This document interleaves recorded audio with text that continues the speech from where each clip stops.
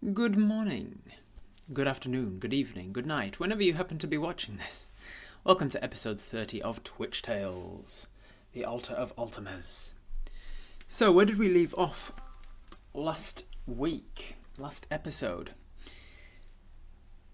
Apis, having spent a couple of days around, a day or two around Shadridge now, dealing with the aftermath of finding the manticore, had taken the manticore to the butcher to be, to the tanner and butcher to be salvaged for parts.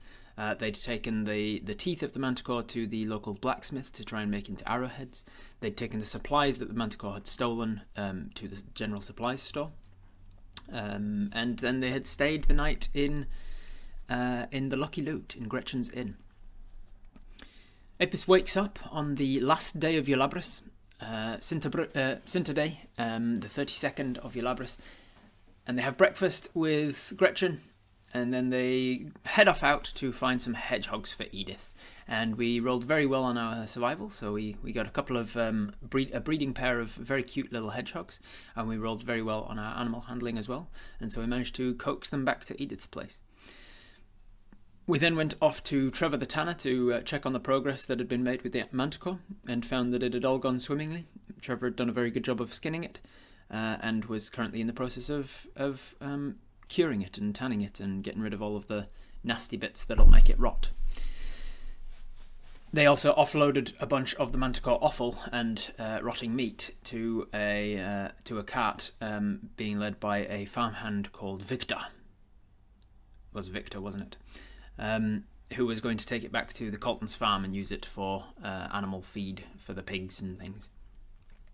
We managed to salvage a little bit of it to use as bait because we knew we were about to go out on a hunt for the day. And then we headed off back to Edith's, picked up the hedgehogs and took them to the menagerie. We got a first glimpse of what this menagerie looked like as the people building it were rushed off their feet trying to get it all sorted for the day. Namely, John the carpenter, the blacksmith Carl, I think, was helping out. Mosh was there. Darren was sort of overseeing the thing as well. And they were all rushed off their feet. We managed to find a place to put these hedgehogs in a crate in one of the fields that is destined to be a bit of a petting zoo area of the menagerie, where they already had a chicken and a badger. And then we asked them if there's anything we can do, if there's anything we can grab, and Mosh said, absolutely, if you can find any animals to sort of populate this menagerie with, we'd be very grateful. And so we went off hunting. We went back to Edith's first, grabbed the one tranquilizer arrow that she'd had time to make overnight, and then we set off out into the fair woods, hunting for 7 hours. We went hunting for the rest of the daylight, and then a little bit into the night as well. And after that amount of time, we'd found a badger, we'd found a couple of rabbits, we'd found several birds, and we'd stored them away safely so that we can grab them on the way back through towards Shadridge.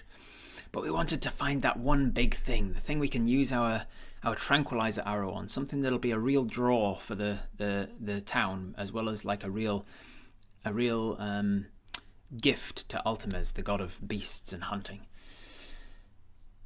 And then we found the tracks. We found the tracks of some simian-like creature with very large feet.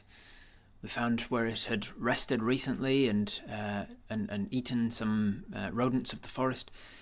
And then we continued to track it until the night fell.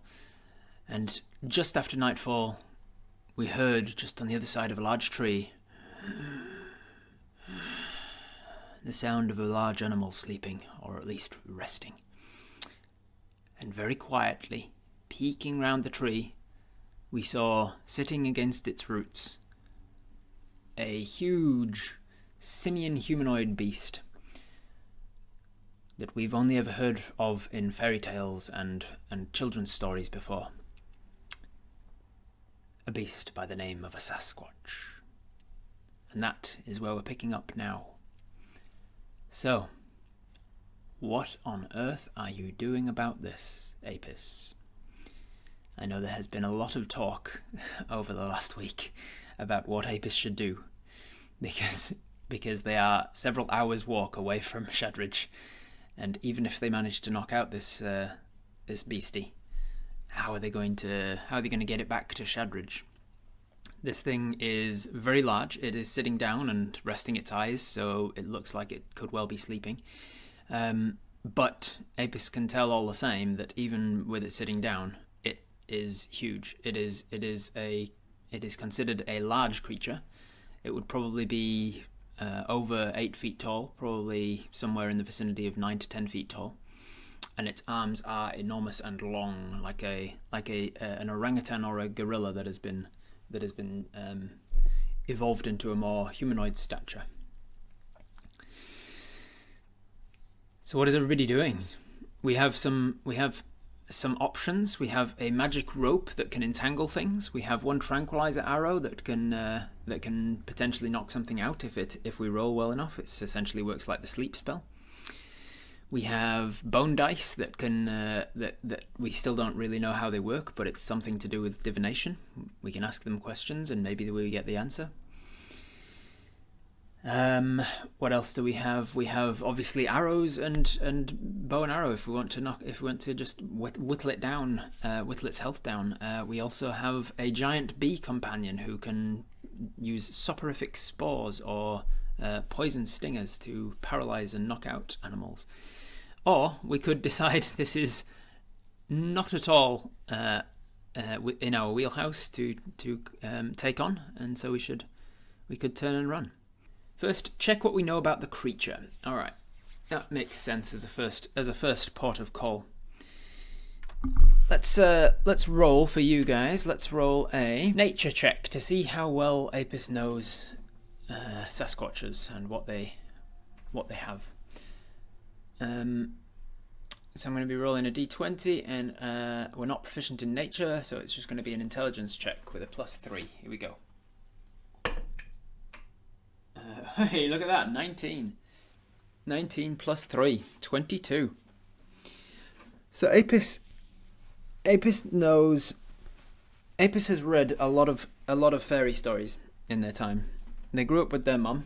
Their mum was always had an obsession, almost, at the very least, a fascination with fairies and fey creatures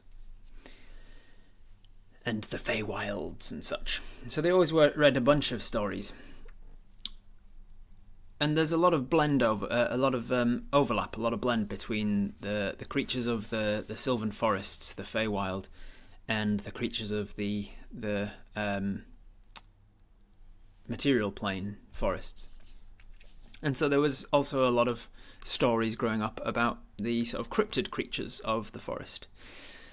So Apis was told about Sasquatch, or Bigfoot to give it a different name, and how it was exceptionally rare and almost unheard of, and that they are considered to be related to humanoids, related to dwarfkind and humankind and elfkind, but they are more bestial in nature, and they have sort of the body of say a bugbear, but the mind of an ape. So while they are relatively intelligent, they would not be considered sentient. They are considered beasts still, humanoid beasts. They are often considered to be mythological, or at the very least extinct, because of how rarely they are seen, and how when they are seen, it can be it's quite easy to explain them away as other things like actual apes or bugbears. And with 22, that's about all that we know about them. They are said to live in forests and live solitary lives, surviving on the forest, staying away from people when possible. Can we pray to Altames, ask them if they want this in their menagerie? Well, let me roll a religion check for you. Let me roll a religion check, see how much Apis knows about Altames. 19 again. 19 again with another intelligence check. That's another 22. Apis is on a roll today. Apis knows quite a lot about Altamez's worship, being that they are a hunter themselves. Altamez is probably the god that you have the most affinity with, and given that Altamez has granted you Hunter's Mark as an ability that you have, it seems like you have a pretty strong connection with this god. Apis would know that one of the best ways to worship Altamez, or to show deference to them, reverence to them, I should say, is by hunting. Hunting, the act of hunting, is the thing that shows your devotion to Altamez. The more skill that the hunt takes, the greater the gift to Altamez that it is considered. The more that you have to put in yourself, the more energy, time, effort, skill, training, the more you have to physically give yourself to the hunt, the more of an act of reverence it is. So hunting something that is considered this rare, and hunting something that is considered this dangerous and potentially life-threatening, that would, if successful on the hunt, or even if not successful on the hunt, the act of hunting it would be an exceptional gift to Altamez. Altamez would absolutely 100% love for one of his followers to hunt a Sasquatch. It pretty much sums up exactly what Altamez is about. Let's wake it gently with a soothing panpipe song, and then offer some rations as peace offerings. Does hunt equate to killing? No. You can hunt without killing. The hunt itself, not success in the hunt. You don't have to be successful in the hunt in order to appease Altamez. You just have to give it everything you've got, kind of thing. We have also tracked it all the way here, which is already a part of the hunt. A big part of the hunt is to track the animal that you're going to hunt. Like, that is the hunt. So you've already done a huge part of hunting this Sasquatch. I don't think the Sasquatch would want to be trapped in a menagerie far from the forest and ogled by people all day long. I'm guessing it probably wouldn't come peacefully if we tried to befriend it. Could we Hunter's Mark it and come back later? You absolutely can. Let me read you Hunter's Mark. Hunter's Mark allows for advantage, I believe, on anything that any check that regards hunting the thing that is Hunter's Marked. Can we clarify how long the menagerie will be up? I'm not sure if Apis has heard specifically how long they'll be up, but I will say Apis would have checked. Apis would have talked to somebody about the menagerie in more detail than we've gone into explicitly, and so Apis would have heard that the menagerie is intended to be a permanent structure of Shadridge. Hunter's Mark. Concentration up to 1 hour. You choose a creature you can see within range and mystically mark it as your quarry. Until the spell ends, you can deal extra damage to the target whenever you hit it with a weapon attack, and you have advantage on any perception and survival check you make to find it. If the target drops to 0 hit points before the spell ends, you can use your bonus action to mark a new creature. At higher levels, if you cast it using a 3rd level or a 4th level spell, you can maintain your concentration on the spell for up to 8 hours. When you cast a spell of 5th or higher, you maintain your concentration on up to 24 hours. But we only have 1st level spells, so we would be able to mark it for 1 hour, and we would have, for the next hour, we would have advantage on being able to survive on survival checks and perception checks made to find it.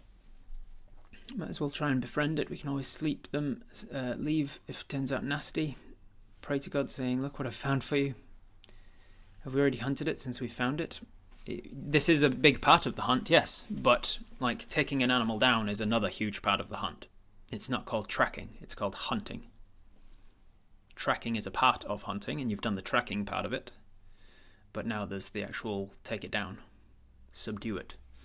Use your brains and brawn and everything, your skills at your ability to take it down. That's a part of the hunt.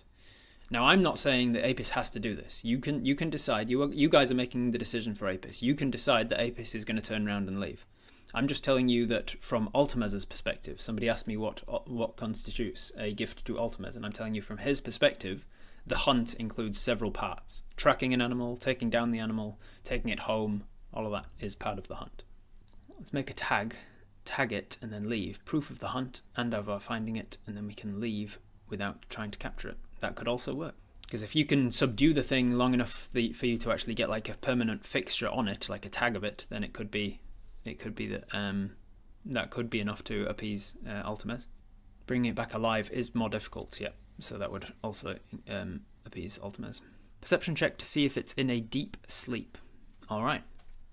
I think that makes sense as well. So let's roll a perception check for Apis. Is it perception? Or is it investigation? Or is it even insight? I feel like it's kind of one of the three. If it's insight, you get a +2. If it's investigation, you get a +3, and if it's perception, you get a +4. So we'll just go down the middle and say you get a +3 to this. It's basically an investigation check. A 15. 15 +3, 18. We're rolling really well at the start of this game.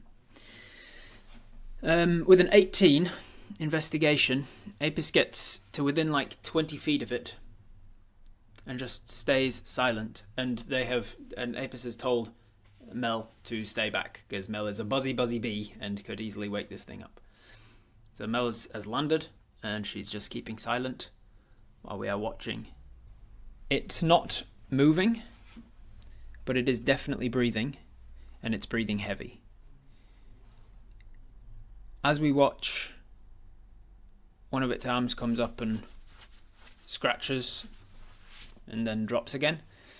It is obviously not in very deep sleep, but it is sleeping. It seems like it's not just resting its eyes. It seems like it has gone to sleep, but it is still in the light or REM stage of sleep. Is it a boy or a girl? We don't have any idea how to sex one of these things because we've never seen one before.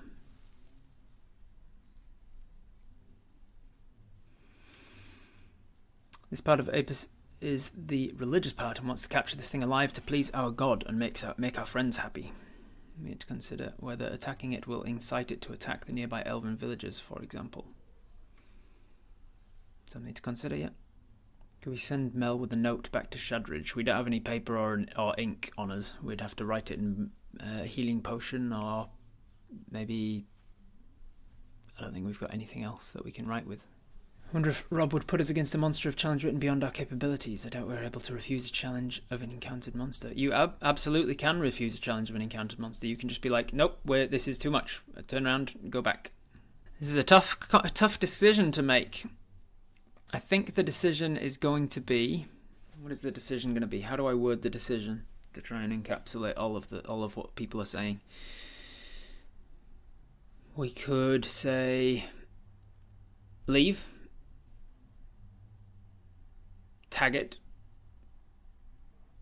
trap it, or kill it, I think might be the decisions.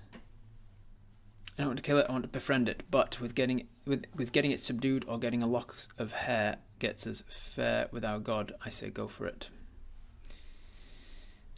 Elves know Sylvan, send Mel for elvish reinforcements. Honor the god of the hunt means hunt. Capture and display the prized trophy at the menagerie. Yep. Part of the hunt is just tracking it though, and you've already done that part. Sasquatch is not a prey animal. It is a bit more intelligence, and if caged, would die slowly. Apis would know this, right? Apis would know that the Sasquatch is most likely not a prey animal. It occupies the same sort of niche in the web of life as a great ape. Can you describe the surroundings? We are in a deep forest, yes. So Jay Spates, we are in a deep forest. In fact, I'll do you one better than describing the surroundings. I will show you the surroundings. There you are. This is kind of what you're looking at here. There's a big old tree stump here and another big tree stump here with a bit of a bush between them, and nestled into this little nook is a sleeping Sasquatch.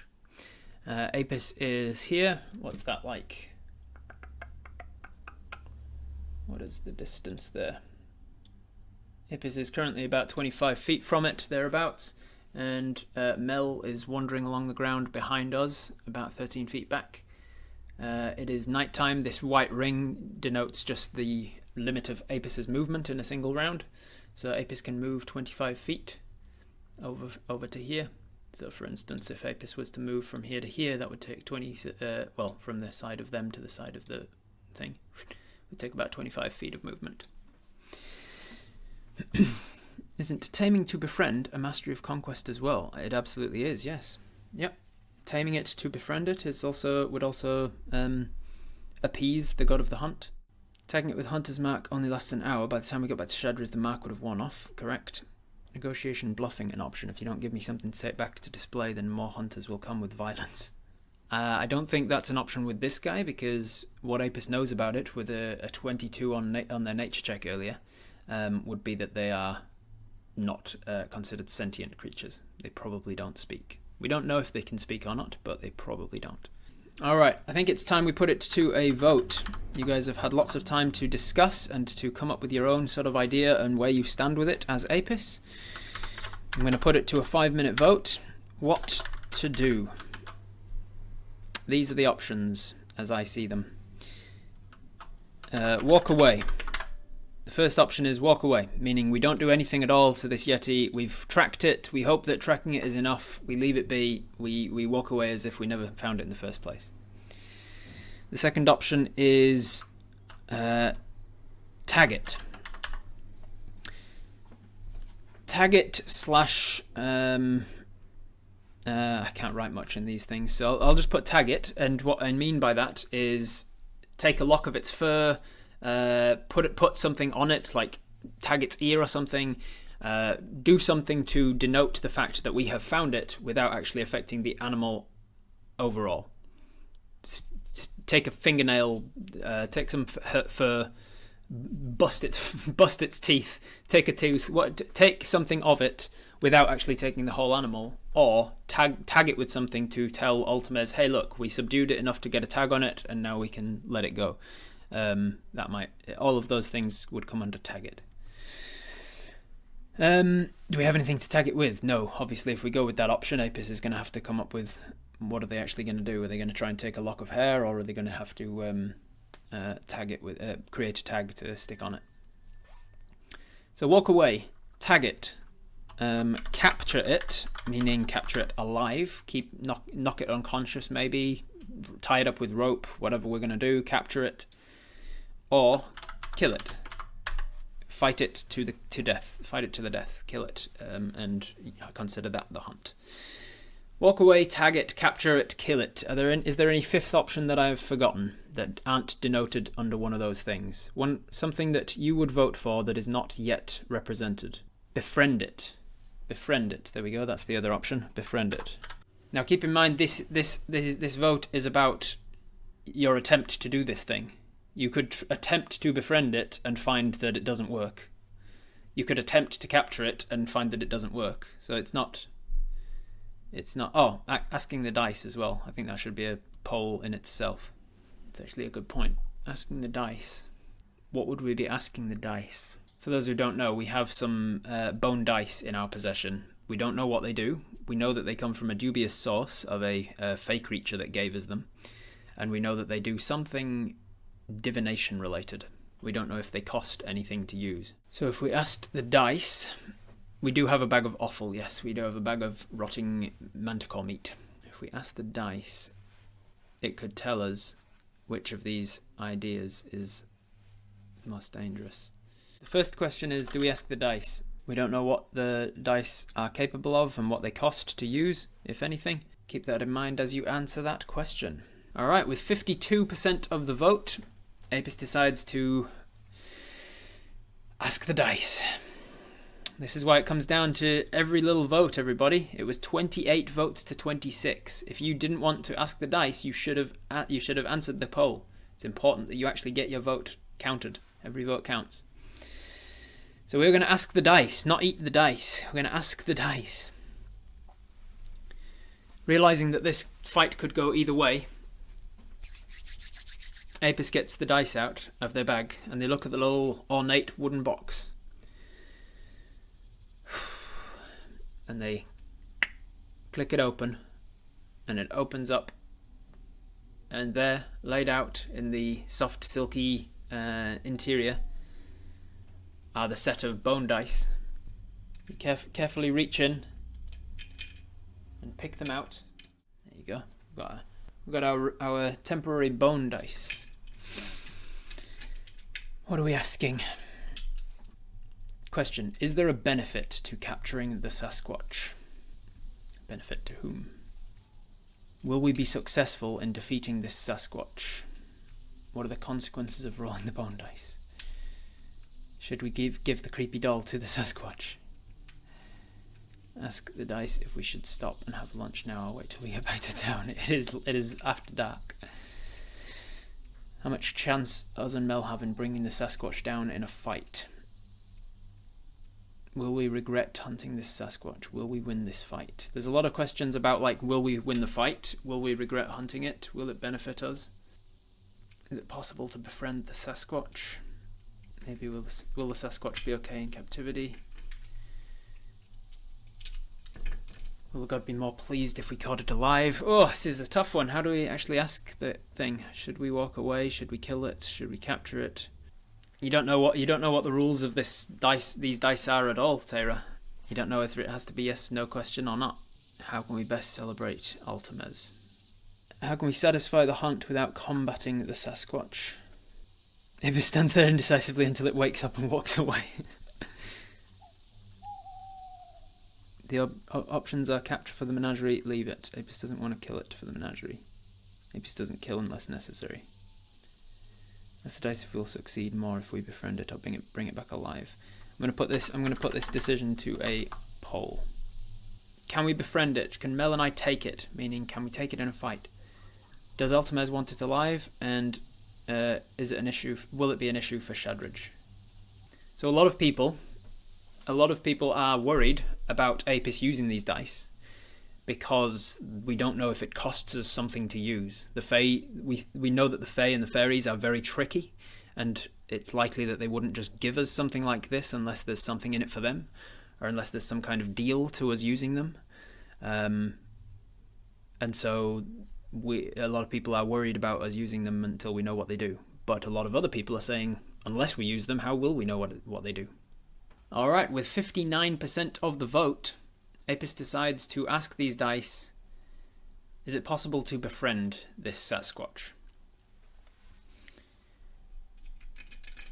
Apis reaches into the ornate wooden box, and they get out the dice, and they feel them in their hand, cool to the touch. They mull them over, what the possible cost of using these dice is, and then they look up and see the Sasquatch sleeping against the tree and think, what are the possible costs of not using these dice?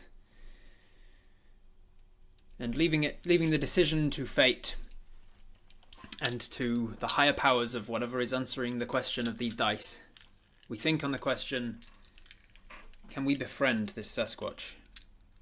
Is it possible for Mel and I to convince this thing to come our way? And then we backtrack a little bit. Here we go. We backtrack a little bit so that the sound of dice won't wake this thing. And we find a tree stump, a small patch of wood. And we roll. We take the dice in hand and we drop them.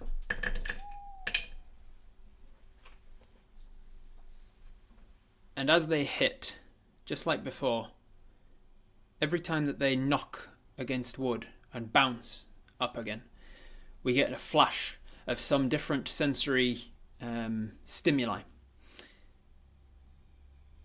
We get a flash of a fresh baked pie in somebody's hand, dropping and splatting on the floor.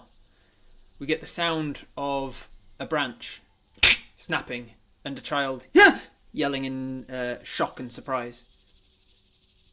We get the smell of a nasty piece, almost like the offal that's in our hand, a nasty piece of rotting material. We get the sight of a person walking downstairs and then slipping halfway down, and we get a sound of a child screaming. And then an image of somebody slipping in mud and falling face first into some mud. We get the feeling of a cold breeze wafting over our shoulders, and the taste of a bitter aftertaste of a drink that's gone off. And as these things crescendo and the bouncing, the space between the bouncing of the dice come to a faster and faster pace of all of these different sorts of images flashing through our mind.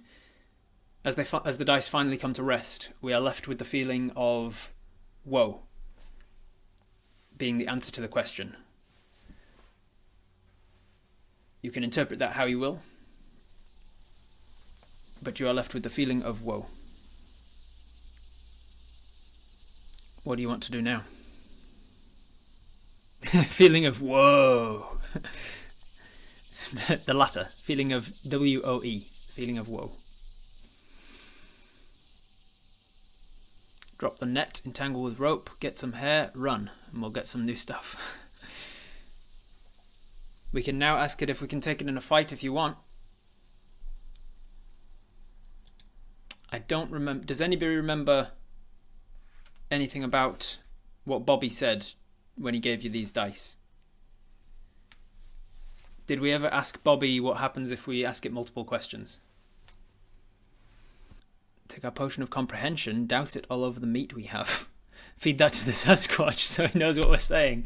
That is fucking genius. Then talk to it, explain that we don't want to hurt it, but we just want to hang out in the menagerie for a while. That is actually a fucking genius idea, Gus. That genuinely could work. That's if you end up going with that, I'm gonna give you inspiration for it. That's a genius idea. Force feed a Sasquatch the potion of comprehension that we have, so that it can understand us when we talk to it, and then we can try and persuade it to come and hang out in the menagerie for a day or two. That's hats off to you, Gus. That's a very clever idea. We asked if it would be a bad thing, and he said it was a good question. That sounds like him. Yeah, that does sound like him. So you can now just try and ask the dice another question if you want. Did we lose any memories or any lifespan? Not that we know of. Yeah, Axel. If we lost the memories, though, we wouldn't remember that we've lost the memories, would we? I like Gus's idea. Gus for the win. Let's try and do that. Let's do that for sure. Yes, do what Gus says. That sounds fun. How long does the potion last? An hour, I think. That does sound insane. I'm all for insane.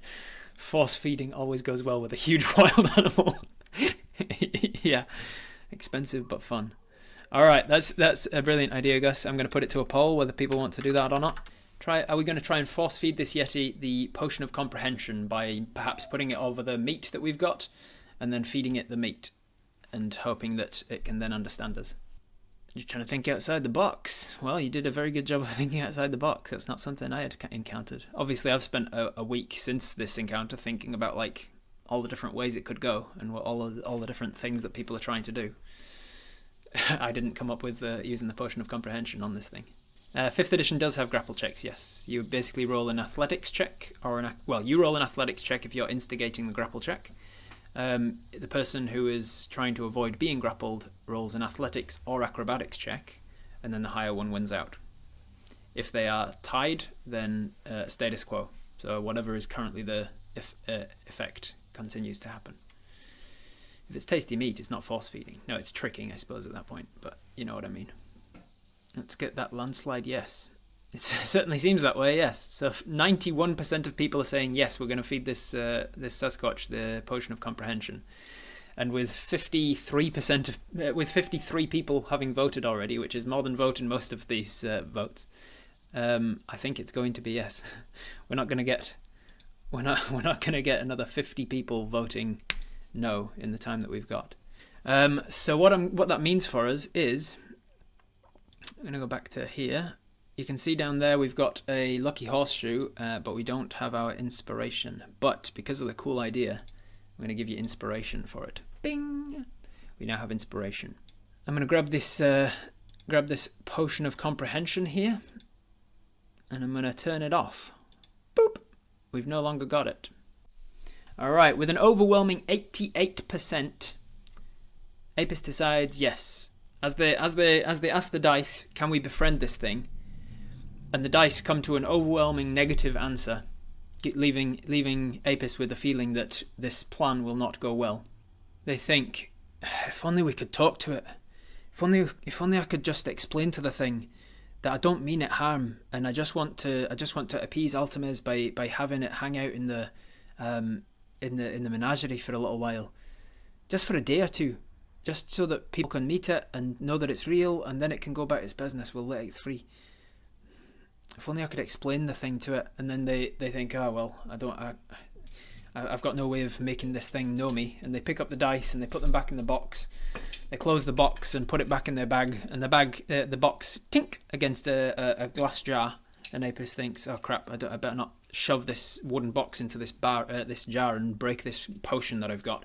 And they go, oh, the potion, the potion that I've got. And they bring the potion back out.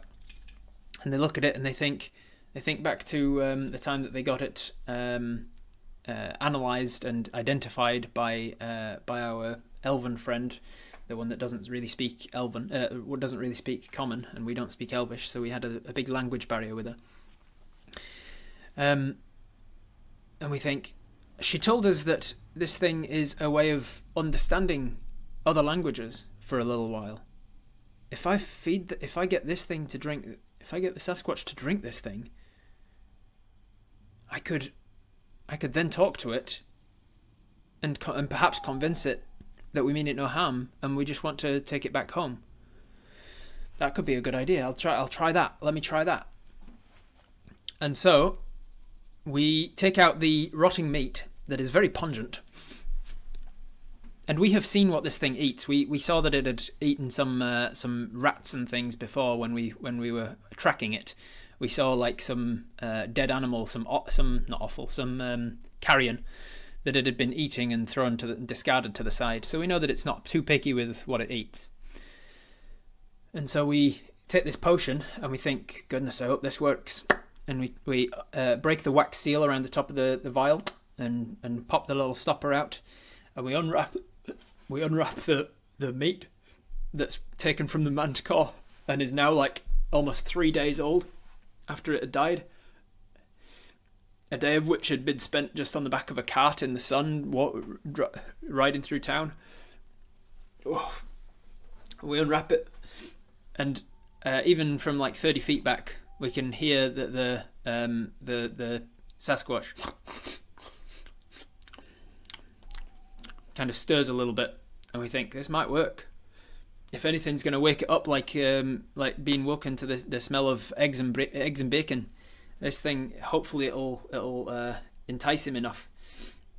And we pour it bloop, bloop, bloop, bloop, bloop, all over the meat, and it kind of like gels with the slimy ooze that's coming out of the meat now. You know, like when you've had ham in your fridge for too long, like sliced ham, and you get it out to put it in a sandwich, and it's like sticky and jelly, and you're like, oh nope, that's gone off. The meat of the manticore is kind of oozing that thin mucus from it now, and the translucent greyish kind of liquid that's coming out of this potion is melding with the goo of the meat. And so we pick up the leather that's holding the meat, not wanting to touch the meat itself. And we sort of creep forwards, trying to get closer to the Sasquatch. I'm going to take us over to the battle map. And as we leave Mel behind, as we leave Mel over here to stay out of the way, we're going to sneak back forwards. Now I'm going to get us to roll a stealth check as we approach this sleeping Sasquatch, and we're going to need to beat its passive perception as it is currently sleeping. All right, here we go. Stealth check. Let me open up my dice cam. Brah! That is just off the dice cam, but without moving the dice number. You can see it's a 15. A 15 plus our stealth. If we take you back to the main page, you can see that we are proficient in stealth and we have a +3 dexterity, which means we get a +5 to our stealth check. Do we get a forest bonus? We are moving through a forest. I will allow a forest bonus as well. Being a ranger, we get a forest bonus of +2 anytime we're doing something that's related to being in a forest. Because it's about like not stepping on certain twigs and knowing which parts you can step on without making noise and things.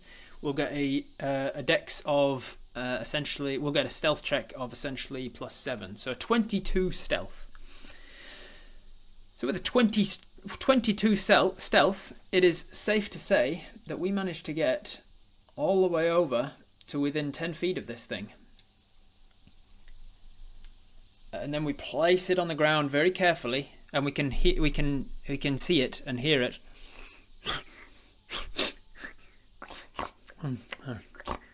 And then it starts to twitch and move around, and we realize this thing is coming too. This thing is waking up because of the pungent smell of this meat. And we need to get the hell out of there. With a 22, we managed to get the hell out of there and over to behind a tree. And we signal to Mel. And we watch as this majestic beast of the forest, one that is so rare as to be considered mythological, even in a world of actual vampires and dragons, this thing is considered mythological. As it...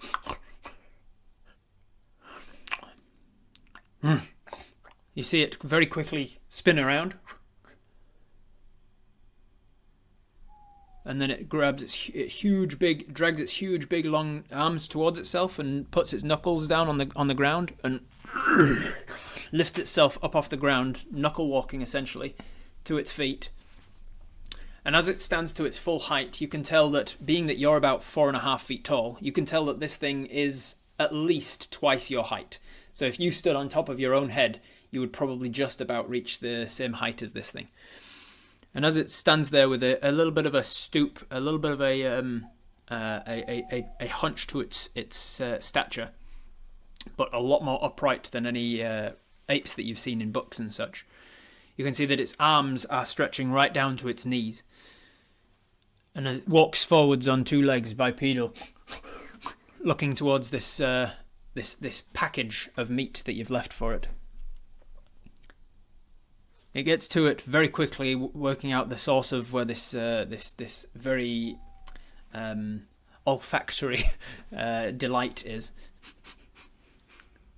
And it reaches down with a big, long, simian hand, long fingers and a small thumb, reaching around the meat. It lifts it up to its mouth and...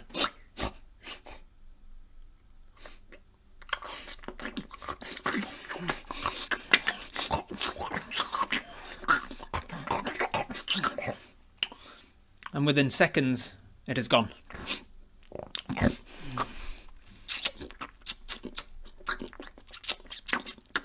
Licking the goo from its fingers, its long simian fingers. It then continues to turn and walk. And you realise you were probably right in your assumption of the intelligence of this thing. Most creatures that would be considered sentient would probably also be smart enough to not just eat random, disgusting, rotting meat that has been left for them upon waking, and that it would probably be some kind of a trap. So it realizes that you realize that it's taken the bait. Hopefully, the magic of the potion has not gone to waste by mingling it with rotting meat. You know that potions can be very delicate, and exactly how many times you have to stir them for them to work and things. So mixing them with rotten meat may have ruined the potion, but your hope is that it hasn't. And I am going to roll a random direction to see which way that this thing just takes off into the forest, because it may come towards you. Starting with 1 at 12 o'clock. You know what? Let's roll a d12 and make it 12 o'clock. There we go. The numbers of a clock, that's the direction it's going to take off in. And the d12. 7. It's going to go towards 7 o'clock. And 7 o'clock is down here. So it takes the bait from here, and then it sets off around this side of the tree.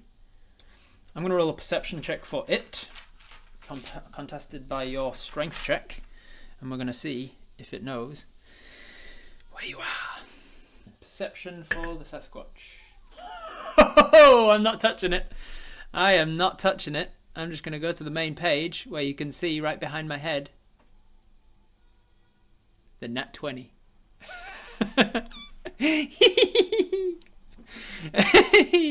Nat 20.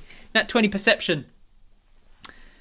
So, plus its perception modifier, which is nothing to be laughed at. It is definitely more than... Whoa, whoa, whoa, whoa! Its perception is well enough to beat out your 22 stealth. So as soon as it starts moving your way, you see its eyes dart over your direction, and then... and it takes a back step onto its foot. And I need us to roll initiative, because while we may not be in a combat situation, this thing is now in a very time-sensitive situation. So just a reminder to anyone who is new to D&D, initiative does not equal combat. Initiative means we're in a time-sensitive situation. It could be a chase scene, which this may well turn into. It could be like somebody is dying and you need to get to them in a certain number of rounds. It could be that you're in a trap that activates every round. It doesn't necessarily mean combat. It just means that there's something going on that we need to keep a track of, like order. Okay? So, let's roll you an initiative check. Start thinking about who wants to be the first turn of combat. Apis gets a 4 on their initiative. Do we want to use our inspiration or lucky horseshoe to re-roll a 4 initiative? Mel is going to roll initiative. Okay. And then the beast is going to roll initiative.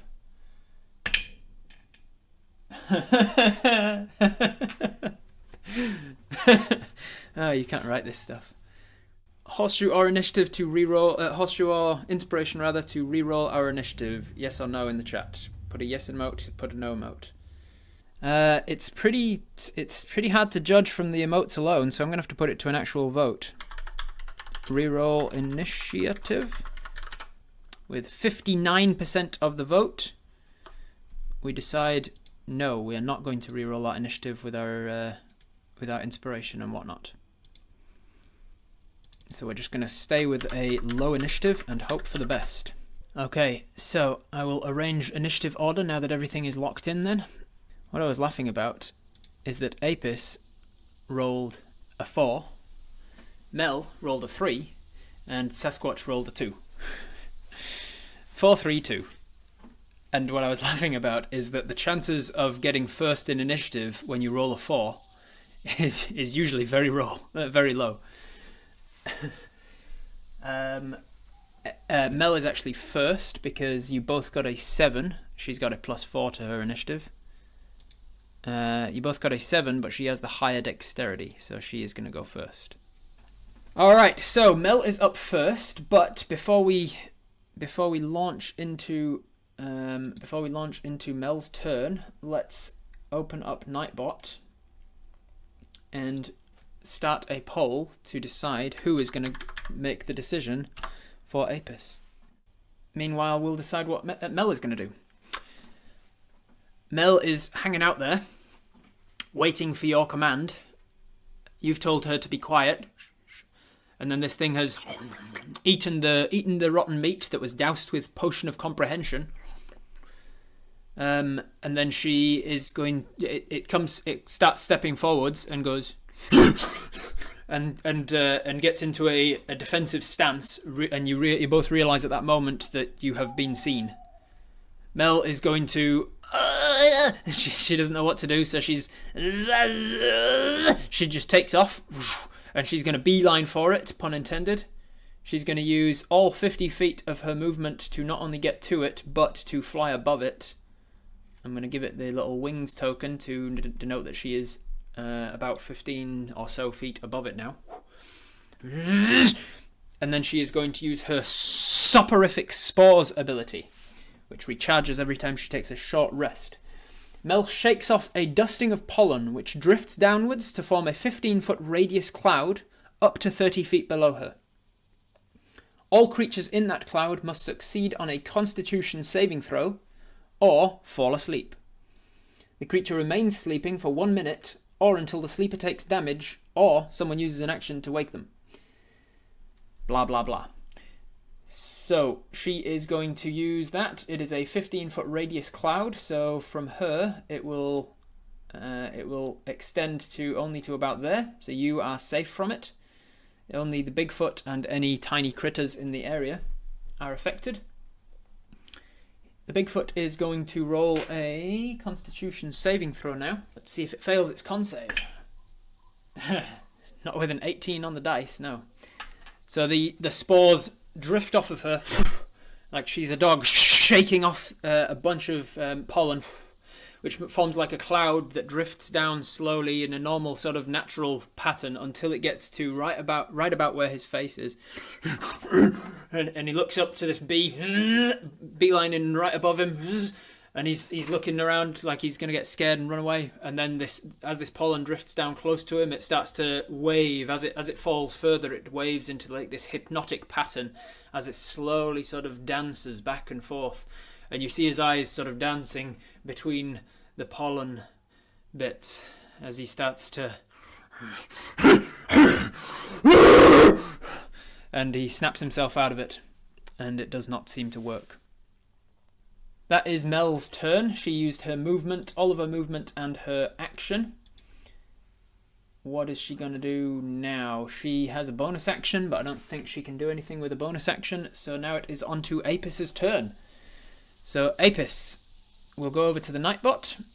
We've got 16 people who have put potion in the chat, so we'll roll it and choose from one person from there. Spidey NZ, friend of the channel, Spidey NZ, who happens to be the artist who has actually made all of this stuff for me, with the exception of the battle map itself. That is a Roll20 thing. Spidey NZ, you are in the chat. Don't forget, I have veto powers. But tell me, what do you want to do with your action, turn, and bonus action as Apis Hive? We want to see if it's understood us correct. We have just force-fed it, or tricked it into consuming a potion of comprehension. Should I read you the potion of comprehension so that we can, so that we know what it does? When you drink this potion, you gain the effect of a comprehend languages spell for 1 hour. For the duration, 1 hour. You understand the literal meaning of any spoken language that you hear. You also understand any written language that you can see, but you must be touching the surface on which the words are written. It takes about 1 minute to read a page of text. So it does not grant this simian creature, this Sasquatch, the ability to speak or to be understood, but it can understand the literal meaning of any spoken language that it hears. So if we speak to it, if the potion has worked and we speak to it in any language, it will be able to understand us, even if it can't respond. Okay, Spidey says, we're going to approach out of range, 10 feet into the Bigfoot's view, and say, we are not here to hurt you. We want you to come with us. For safety, as there are people around that could hurt you. Got you.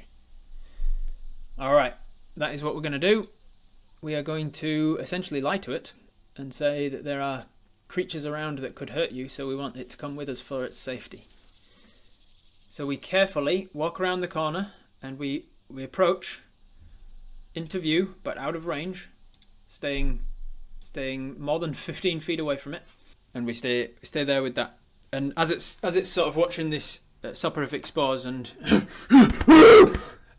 we walk out and say this, and then it looks across to us and cocks its head as if like, what the fuck?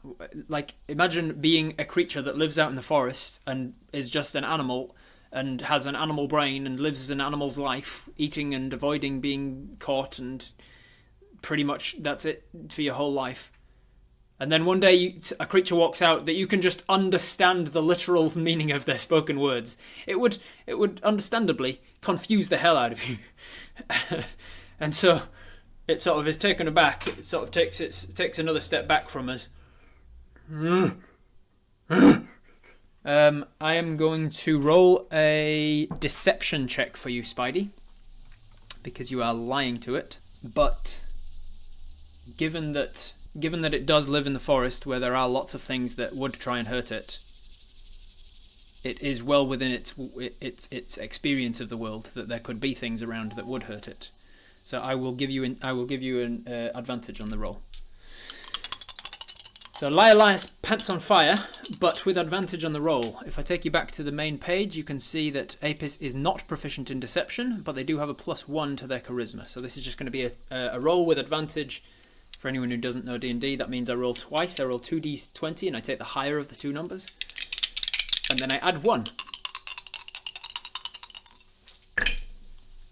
Those rolls were a 2 and a 12, and the 12 was a 2 that just ticked over to a 12, so it was almost double 2. So a 2 and a 12 with advantage, it means you take the 12 rather than the 2. 12 plus 1 is 13. 13, I want to take the insight of the Sasquatch. Insight of the Sasquatch. Interesting. All right. So we say this to the Sasquatch who doesn't seem to attack immediately. Is there anything else you want to do on your turn, Spidey? That was because you were attempting something with your speaking. You weren't just like speaking to get knowledge across or like to exposition to the rest of your party or anything like that. Speaking like that is free. But if you're speaking with like a purpose, if you're trying to persuade or deceive or something, then I consider that to be an action. So you've taken your action to try and persuade this thing to come with you or deceive it into coming with you. What do you want to do with your bonus action? Sheath any weapons I had out. Now you didn't have anything out, so we'll just say you're in a bit of a dodging stance, just not the actual dodge. You're just kind of defensive and non-threatening stance. All right, turn ends. It's the Bigfoot's turn. You see it looks around in its immediate vicinity, and you realize that it could have interpreted your words as there being things around that could hurt it right now, and so it's looking for them, it seems.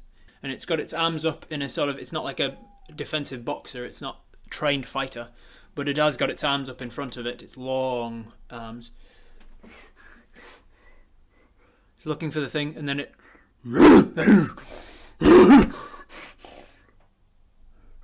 and it responds in something that you don't understand. This could go either way at this point. Let me think. Put myself in this position. I'm going to roll something for it. I'm going to roll... What is the DC here?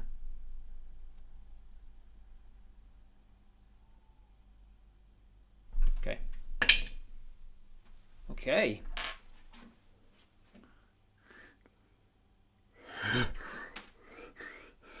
It puts its hands up and takes like a back foot stance, and it's not in like a trained martial artist pose or anything, but you can tell from its stance that it's getting into a very defensive, dodging stance. It uses its movement to sort of back up out of underneath Mel with the out of underneath the gigantic buzzing bee that's scaring it, and sort of like tucks itself into this bush here. It's not running away.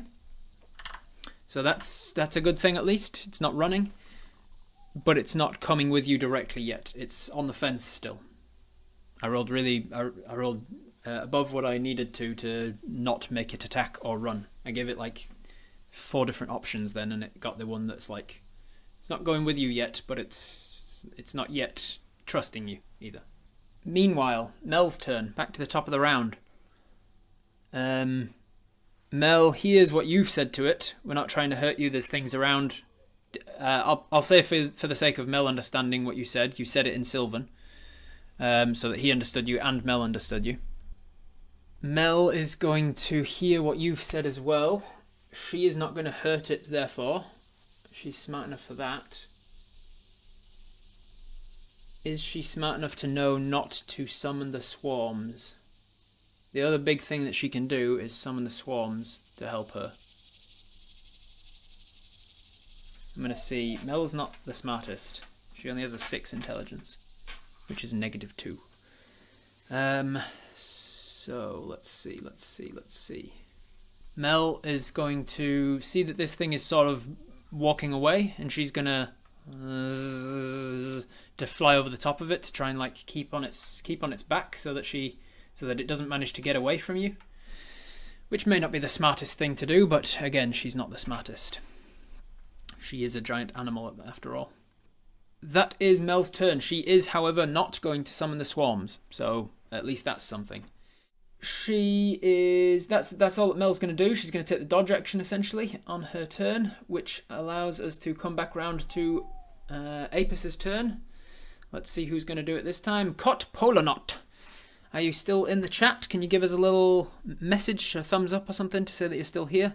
Ow! There you are. All right, Cot, what are you going to do on your turn? You have a movement, a bonus action, and an action.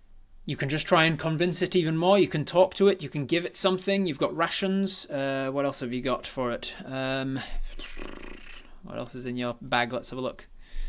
You've got rations. You've got a herbalism kit. Manticore spikes. Healing potions. I don't really think that you've got anything other than rations that it might really want. You could try and play it a nice tune on the panpipes. You could just try and like show it even further that you mean it no harm. Whatever you want to do, it's your choice. You could even attack it if you really want to, but I don't think the rest of Apis would thank you very kindly for that. Do we need to catch it alive or dead? We don't need to catch it at all, per se. But if we want it in this menagerie, then it would need to be alive, because otherwise it wouldn't be a very interesting draw to the town. So it's currently like on the fence. If you use your sweet talking words, you know that it's understanding you. You could try and talk it into coming with you, persuade it into coming with you. You could try and intimidate it into coming with you, or deceive it into coming with you. You could also just try and knock it out, or whatever you want. But keep in mind that knocking this creature out will mean you then have to transport it like 5-hour walk through the forest, and get it back home again. And you're a little dwarf, and it is a massive ape. Can I explore it? How strong is he? How smart is he? What do I remember about such animals? So what you remember about them is that they are mythological. They are somewhere between a human and an ape. They do not have very much intelligence. You've worked that much out for yourself in the fact that it took your bait without any curiosity at all, or any suspicion at all. So they're not very intelligent, but from a beast standpoint, they're pretty smart. They're just not smart by a humanoid standpoint. They are definitely considered beasts rather than humanoids or sentient creatures. But looking at its enormous long arms and huge hulking body, you'd say that it's very strong. It's a very strong creature, not very smart. So you're going to try and use your action to lure him after you, saying, "Follow me, there's a lot of food there." Awesome. All right. I'm going to roll an animal handling check. And because you are speaking to it in a language it understands, it's going to have advantage on it. So you are no longer trying to deceive it. There is a lot of food where you are going. You want to take it somewhere where you will be able to feed it ample food. You're going to get your animal handling check of +2. You're also going to get your wisdom of +2. So it's this +4.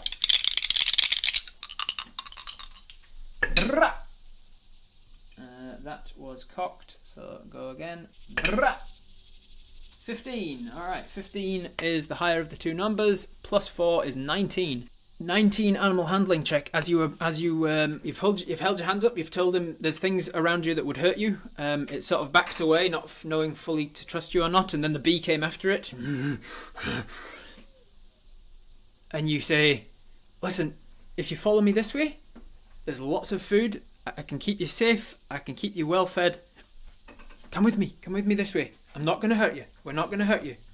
There's lots more of that same meat. If you liked that meat that you just ate, I've got lots more of that." And so you wave him this way, and with a 19 animal handling check, you start to back away.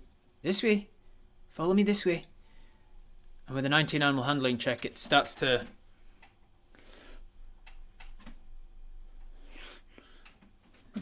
come your way. It's really tentative. It's like this is a very, very shy animal. And so the fact that it hasn't scarpered immediately is testament to how good Apis is at handling animals, as long as they're not wolves. And so the fact that it isn't running away at full speed is already a good sign. you know that you've kind of got him right on the hook, but this is like a house of cards. At any point, this could still collapse. You're not out of the woods, literally. It starts to come your way, a little bit at a time, but it is very skittish, and it is looking around at all of the different avenues of escape and the ways that it could be walking into a trap. And you're having to go at a very slow speed to get it to follow you. We are still, because it's still in a very tentative situation, we're still in an initiative situation. So I'm going to leave Apis's turn there. Well done, Cot. Success on the animal handling check. And we're going to essentially turn this into a skill check now. A skill challenge. So we have prevented it from attacking or running away. For now. Which means that as a success, we have entered into the next round of this challenge. We've turned it from being a combat, which it could have been if we'd failed those first couple of things. We've turned it from being combat into a skill challenge. Skill challenge meaning we're going to need to get 3 successes on successive skills. What skills can we use to try and persuade this thing to come all the way back with us? This is a 5-hour journey. It is slowly coming after us, so we're not going into 6-second rounds anymore. With these skills that we're doing will essentially take place over the next 5 hours as we walk through the forest trying to get it all the way back to Shadridge. And so have a think about what sort of skills Apis has. Let me take you to the main page and show you what skills they are proficient in.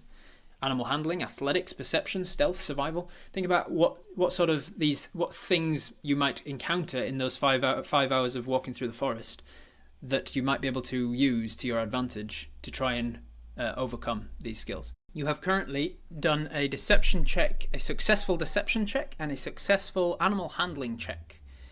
Those checks do not pertain to the skill check per se, the skill challenge, as much as they were necessary to even get us into a position where we can do a skill challenge rather than a combat.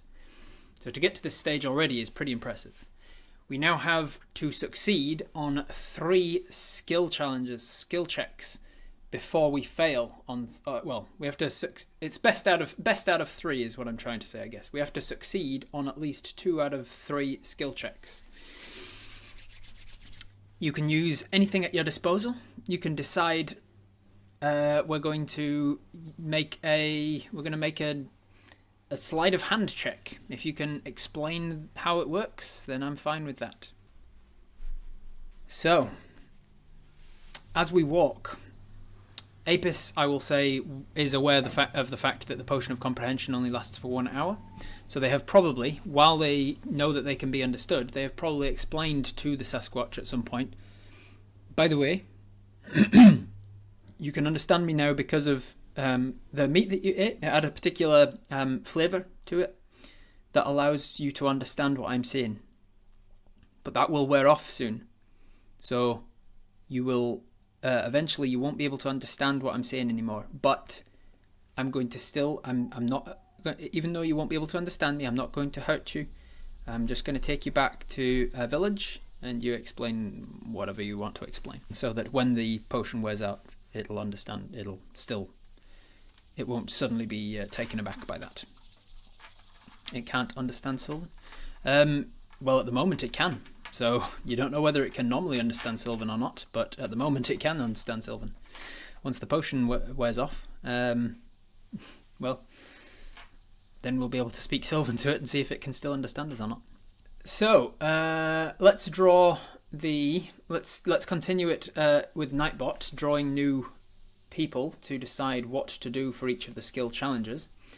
The last draw was Cot, and Cot did a successful animal handling check. Do you want to do a survival check? Do you want to do a stealth check? A perception check? Do you want to do a persuasion check while you still have the gift of the gab with this guy? Do you want to do an intelligence check to try and teach him some sign language so that it can, a teaching check essentially to see if he can pick up some sign language so that you can direct him through the forest easily enough. Do you want to do I don't know, an intimidation check to say, if you run off, I'll follow you and I'll find you and I'll kill you. Whoever comes in with whoever decides to do whatever they decide to do, they will get the chance to say whatever they want, and then I will tell you whether it succeeded or failed. Let's roll it. Katarina XYL, Katarina Axel. What would you like to do as your first skill towards this skill check? Alright, Katarina would like to roll an intelligence check to teach it several signs. Yes, no, food, Sasquatch, forest, etc. Alright, that's what we're going to do then. So, a teaching check. Would that be intelligence as it relates to understanding how they work? I think it is, yeah. I think it's just a straight intelligence check. If you were proficient in being a teacher for any reason, I would add your proficiency bonus to this, but it doesn't. It isn't. No, Wraith, forest bonus doesn't apply.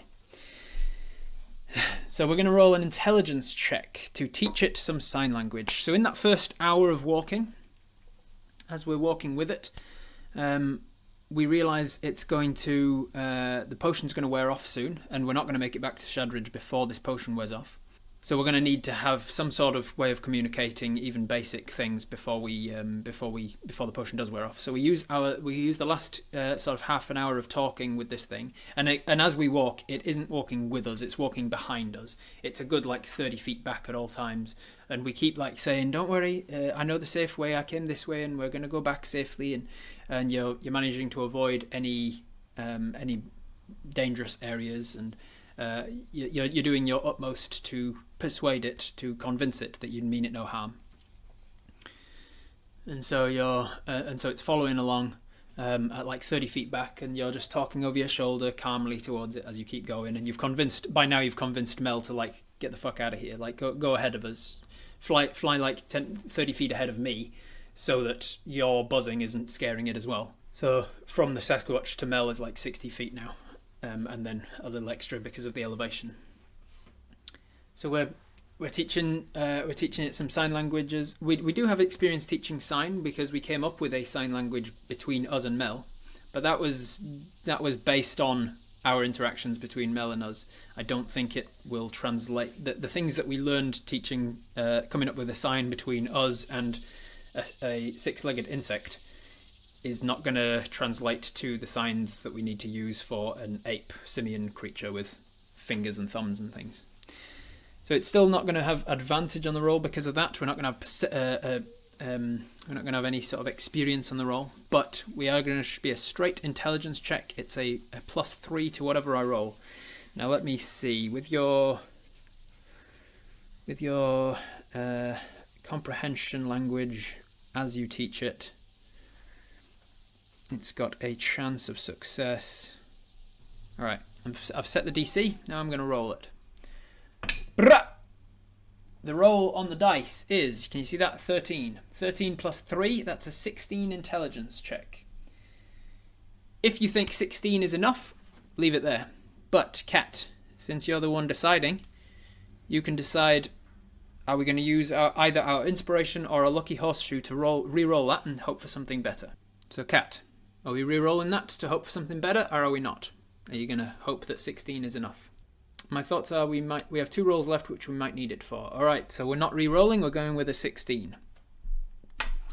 That is one either success or failure. Moving on.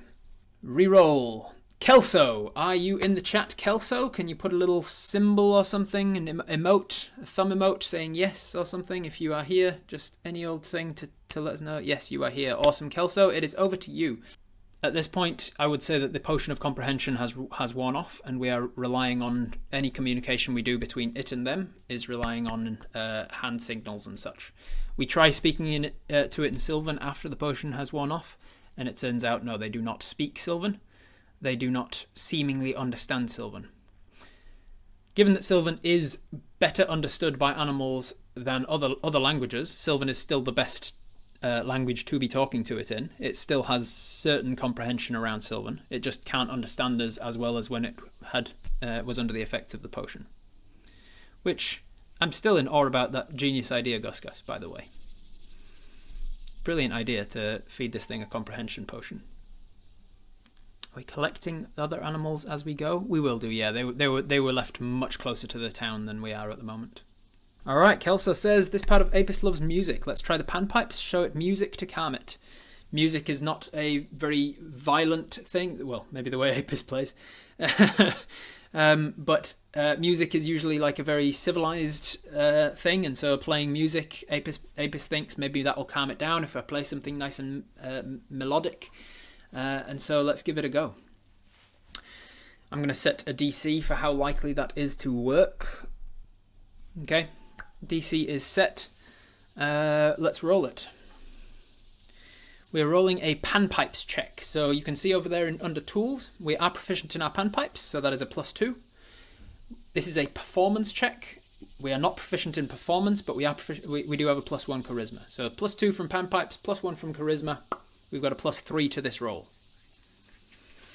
We cannot take 20 on a skill check, on a skill challenge, right? Because there is negative consequences to failing them. Forest bonus! No, not forest bonus for playing panpipes as we walk through a forest. Alright, that is a nat 1. Is it cocked? It is not cocked. No, it's not touching anything. That is a nat 1. Would you like to re-roll with inspiration or horseshoe? You don't know whether that's enough or not.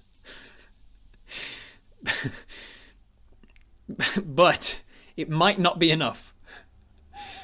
So would you like to re-roll using inspiration or lucky horseshoe, Kelso? Yes. Sorry, folks. You sure we're good at the panpipes? I can't fucking believe it.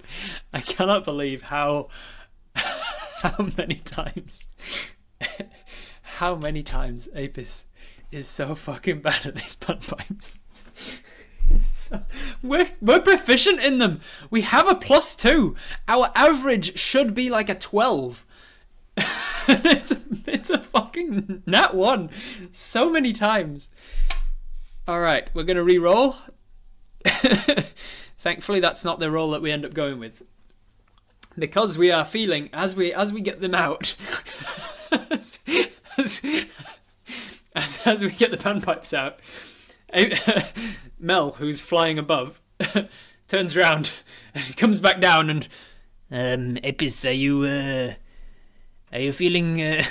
Are you sure that is the right idea for? Yeah, I think we could calm it down with some music. Are you sure?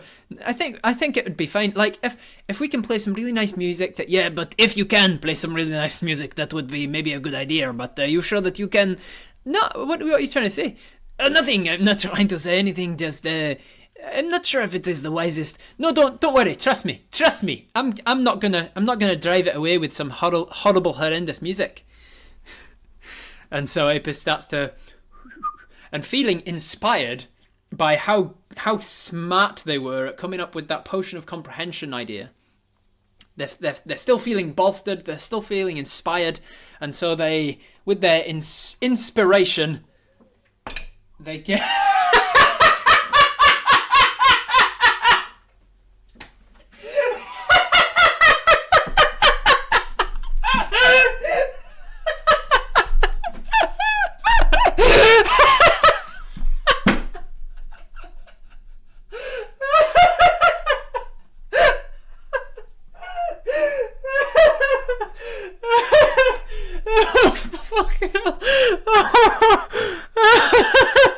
They're feeling inspired.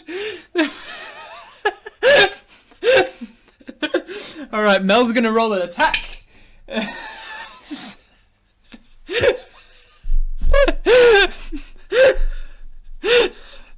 Mel stabs us through the throat with a stinger. Oh, fuck me. Oh, these panpipes are the best. I'm gonna need a compilation. I'm gonna need a compilation of all the times that Apis has played the panpipes, because that is brilliant. You can't write this shit. I love D&D so much. Oh. Fuck me. With inspiration, getting that one, there's a 1 in 400 chance Unfortunately, it's one reroll per... Oh, is it? Is it one reroll per? Let's think. How does it work? Inspiration allows you to reroll. Lucky allows you to reroll. I don't think... I think it's just one reroll per roll. Have I made a ruling on this before? I don't want to go back on a ruling I've made before. I want to be consistent, but I feel like once a dice is re-rolled, it's re-rolled. It's done. Can you lucky as well as inspiration? There is precedent for it, though. There is precedent for it because in D&D, you can't use the same named ability more than once. So two people can't bless one character and give them 2d4 to roll. But somebody could bless them and somebody else could give them inspiration or something and give them it could stack like that as long as they come from two different named sources. And because one of the rerolls is coming from inspiration and one of the rerolls is coming from a lucky horseshoe, those are two different named sources of the reroll, so I think I might allow it. I don't know. I feel like I'm setting a precedent here. Should I allow it? Should I not allow it? Am I going to allow a second reroll using the other thing? I'm gonna allow it, but I'm gonna put it to a poll as to whether or not we actually use it, because some people might want to save it for the third check in case that is a failure. Use the horseshoe as well. I can't believe it. Oh Lord. 1 minute to decide. Use the horseshoe as well, yes or no. You have 1 minute to decide. Answer your answer in the poll.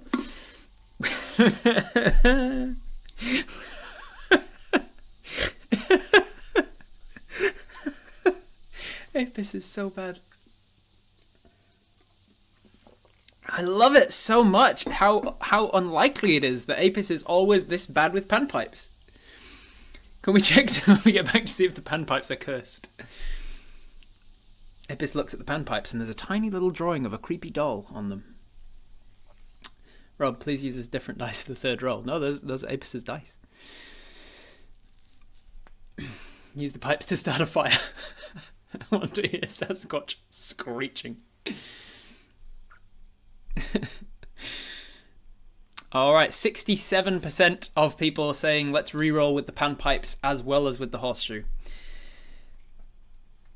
So feeling inspired, Apis gets the panpipes out and assures Mel that they're going to be great.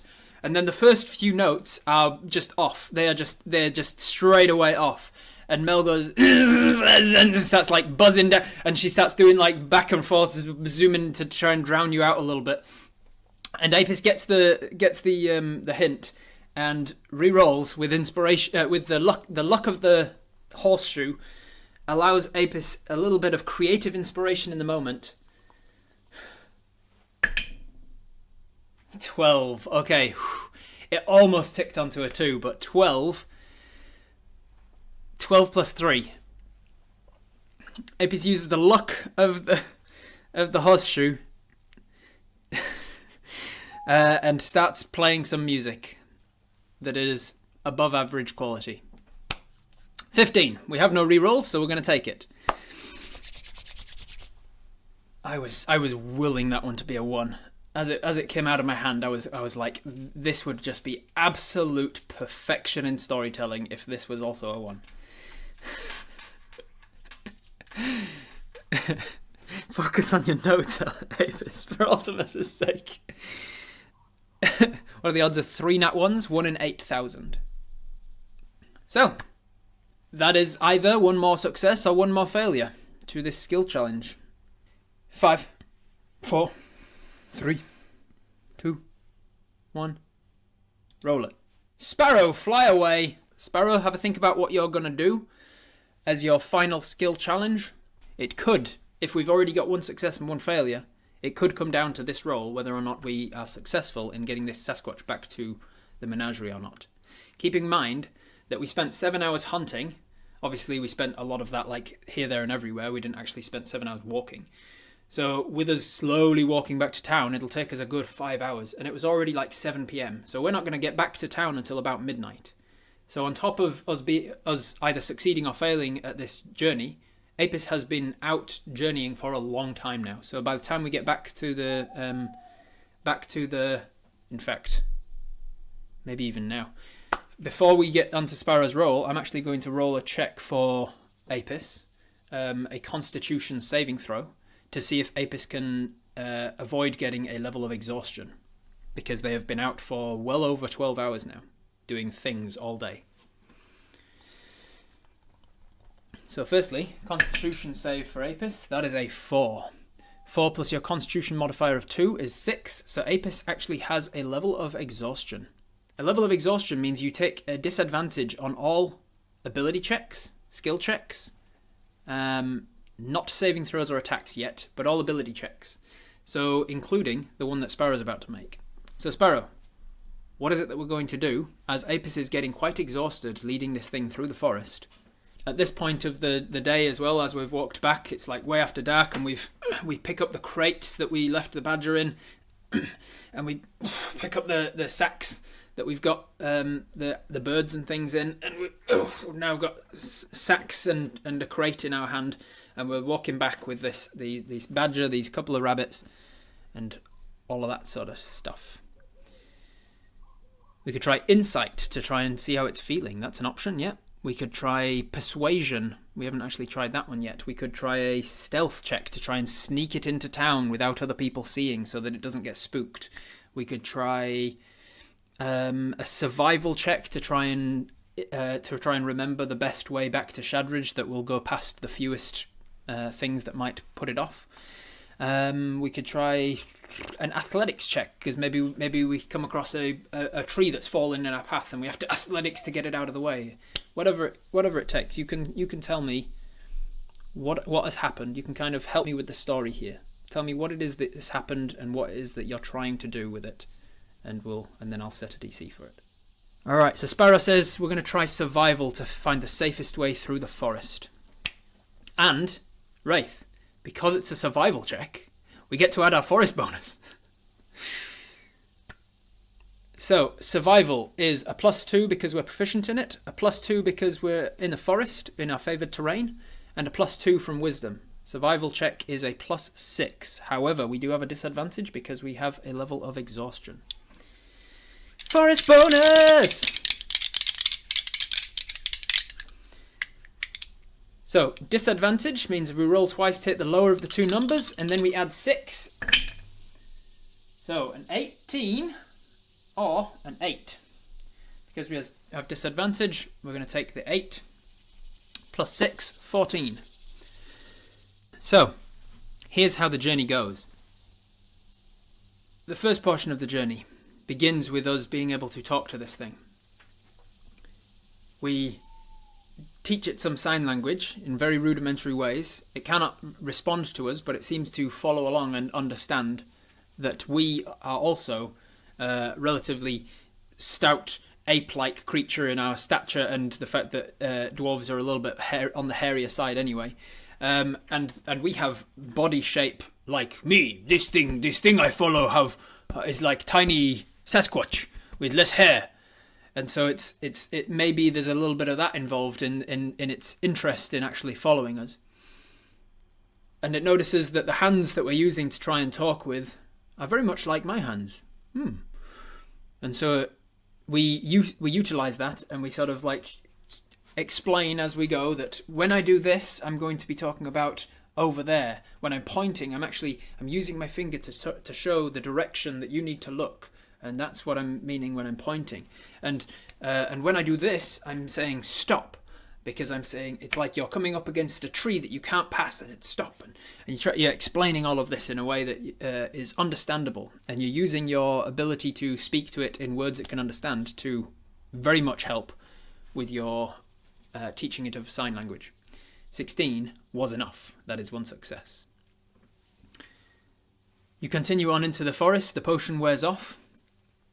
The next one was panpipes. A little bit into the journey, you start to play panpipes.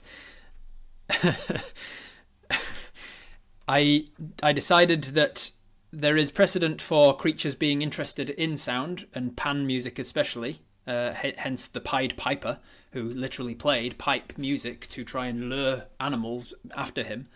And thinking of that, I thought, okay, there's precedent for it. However, it's unusual for the Sasquatch to ever have heard this music before, so it might be like... And the Sasquatch is an inherently skittish and shy creature. It's given fight or flight, it will always flight. It has abilities, if you had actually gone into combat, it has abilities that can help it to get the fuck away from you. Basically, it'll run at any opportunity. So it will always try and get away. So anything foreign to it, like pan music, might be more inclined to send it away from it. But with it specifically being pipe music, like the Pied Piper, those things kind of cancelled out, and I set the DC at 15, and you got a 15. 15 is exactly enough, so that is 2 successes. So you had already succeeded on the skill challenge by the second journey into it. But then, as the journey continued, you've got the crates out, and you tried to remember to pick your way through it, but you are exhausted, you're tired, you're having a hard time remembering. And at one point, you realise too late, oh shit, there was a large clearing with a stream running through it down here. If I go this way, then there's a good chance that there's some sort of big animal that is there, and it might freak him out. Even if it's just like a stag or a deer or something, it might freak him out. Oh, God, but it's too late to backtrack now, and the DC for that one, unfortunately, you did not succeed on. So 14 was not enough for the DC on the survival check. So it was two successes and 1 failure. However, you were lucky enough, as you passed through that clearing with the little stream running through it, you were lucky enough that there was not an animal there, and there was nothing to scare this creature. And the Sasquatch, you gave it the sign for stop and the sign for drink that you talked about, and you filled up your water skin, and you drank, and you showed it, and you stepped away, and it allowed it to take a drink from the water. You laid out some more rations for it on the way. You've been foraging, refilling your rations as you go. As you're a ranger and an outlander, you can do that. And so you've continued to coax this thing over several hours. You've gained its trust to the point where it's not considering you to be a threat. It's still very skittish and very much an animal whose instinct is to flee at the first sign of danger. But you have rolled very well over a series of checks now, and you have succeeded in getting this Sasquatch all the way back to Shadridge. You walk out of the tree line, finally, around midnight, exhausted. In fact, it's time to roll another check, another con save, to see if you succeed again or get another point of exhaustion. 10 plus your con of 2 is just enough to succeed. So you avoid getting your second point of exhaustion as you very tiredly stumble out of the tree line between Shadridge proper and the menagerie. And looking around, making sure that there's nobody around, you talk to Mel in Sylvan and say, could you go ahead and just make sure that there's nobody around? I want to make sure that the Sasquatch doesn't get frightened away as we leave the tree line. Make sure that there's no one around that will see us as we approach the menagerie. Yeah, right you are, I will do so. And she takes off ahead to clear the route, essentially. We set off out of the tree line, and this is the hardest part of the journey, to try and coax it out of the tree line. But again, we do so with food and showing it that it's going to be safer outside of the forest. You use the signs for like danger that you showed it, and like point into the forest, and it's like, oh, there's danger behind me. Oh, so eventually it comes out. It takes a good like half an hour to get that last little bit out of the tree line where it feels safest. And then once it's out of the tree line, it catches up, and it's like moving for the next part of cover where it can actually hide. And the next part of cover happens to be the trees around where the menagerie is. And so you sort of have a bit of a hard time actually keeping up with the thing. And it's coming coming with you all the way over to the trees around the menagerie. And once you get there, you can let's say, can we dart it and knock it out? You do have a tranquilizer dart on you, but it's not enough to take it down unless it's injured first, probably. Dash action, keep up with it, yeah. Eventually, you get it all the way over there, and for the point of brevity, you take another hour or so. I'll roll another Constitution save for you in a second.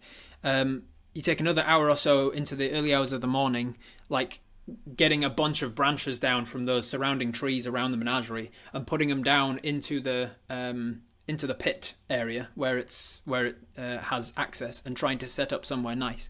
Thankfully, the menagerie builders, in the time that you've been hunting today, have been finishing off the place, and as you get there, there's no one around. Everybody's gone to sleep for the day.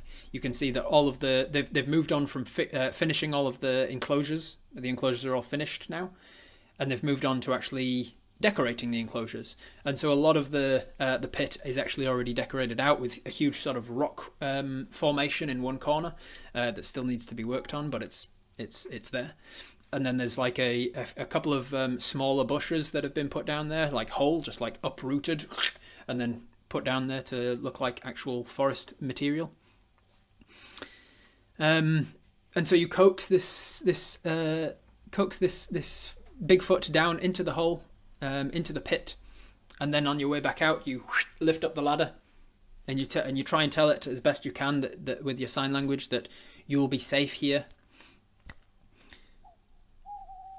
And in the morning, technically it is already the first now, but in the morning, after this particularly dark night of a new moon, it will be the first of Altabris, and you will have very much appeased Altames with your successful hunt of one of the rarest creatures to be found in a forest. And we will pick up there next time. Thank you very much for joining me. This was a lot of fun. This was some very tense moments today, and I will see you next episode. Bye bye.